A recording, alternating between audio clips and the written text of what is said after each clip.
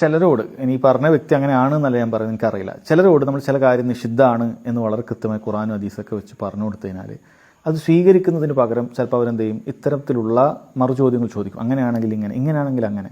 സഹോദരൻ, നീ മനസ്സിലാക്കേണ്ടത് ഖുറാനിലും സുന്നത്തിലൊരു കാര്യം നിഷിദ്ധമാണെന്ന് മനസ്സിലാക്കിയാൽ അത് നിന്റെ ചെവിയിലേക്ക് എത്തിയാൽ അത് നീ സ്വീകരിച്ചിട്ടില്ലെങ്കിൽ വളരെ ഗൗരവമുള്ള കാര്യമാണ്. നീ അള്ളാഹുവിനെയും റസൂലിനെയും ധിക്കരിക്കുന്നതിന് തുല്യമാണത്.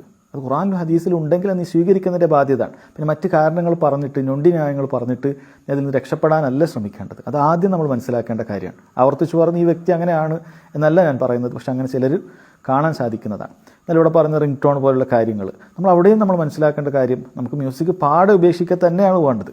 റിംഗ് ടോണിൽ ഉണ്ട് എന്ന് പറഞ്ഞിട്ട് നമ്മൾ അപ്പുറത്തെ മ്യൂസിക്കും കൂടി വേണമെന്നാണോ പറയാൻ ശ്രമിക്കുന്നത്? അങ്ങനെയല്ലല്ലോ വേണ്ടത്. അതുണ്ടെങ്കിൽ ഇതും കൂടി വേണം എന്നാണോ പറയുന്നത്? അങ്ങനെയല്ല നമ്മൾ ചിന്തിക്കേണ്ടത്. മറിച്ച് ഈ റിംഗ് ടോണിൽ പോലും മ്യൂസിക് ഇല്ലാത്തത് തിരഞ്ഞെടുക്കാൻ ശ്രദ്ധിക്കുക.